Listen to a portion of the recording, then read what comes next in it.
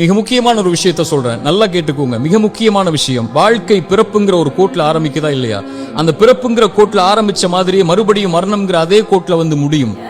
பிறக்கும் போது எப்படி ஒண்ணும் இல்லாம வந்தானோ அது போல மரணிக்கும் போதும் ஒண்ணுமே இல்லாம எல்லாத்தையும் விட்டுட்டு போயிருவான். அவனுடைய செல்வம், சொத்து, குடும்பம், குழந்தை எல்லாத்தையும் விட்டுட்டு ஒண்ணும் இல்லாம பிறந்தது மாதிரியே போய் சேர்ந்துருவான்.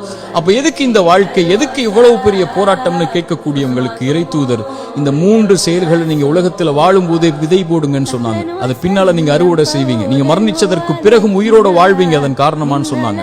அந்த 3 விஷயம் என்ன தெரியுமா? முதல் விஷயம், இறைவன் உங்களுக்கு செல்வம்னு ஒண்ணு கொடுப்பான், அது பிறருக்கு இந்த உலகத்திலேயே கொடுத்து உதவுங்க. அதன் மூலமாக ஒருவன் பலன் பெற்றிருந்தால், அதன் மூலமாக இன்னொருவன் பலன் பெற்றிருந்தால் அந்த தொடர் நன்மை உங்களுக்கு வந்தடையும்னு சொன்னாங்க.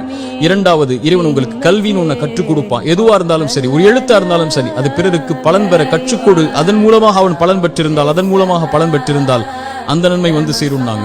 மூன்றாவது, இறைவன் உங்களுக்கு குழந்தை ஒன்று கொடுப்பான். கணவன் மனைவி நோக்கமே அதுதான். அந்த குழந்தையை நல்ல முறையில் வளர்த்தெடுத்து அந்த குழந்தை உங்களுக்காக பிரார்த்தனை செய்யும் அளவிற்கு நீங்கள் வளர்த்திருந்தால் அந்த குழந்தை செய்யக்கூடிய பிரார்த்தனைன்னு சொன்னாங்க. அப்படி நல்ல குழந்தைகளை இந்த பூமியில் இருந்து மரணிப்பதற்கு முன்னதாக வளர்த்தெடுப்பதும் சொன்னாங்க. இந்த 3 விஷயத்தை யார் இந்த பூமியில் மரணிப்பதற்கு முன்னதாகவே உலகத்தில் விதை போடுவாரோ அவர் மரணித்ததற்கு பிறகும் அதை அறுவடை செய்து கொண்டு இந்த உலகத்தில் உயிர் வாழ்ந்து கொண்டே இருப்பார், இந்த உலகம் அழியும் வரைன்னு சொன்னாங்க.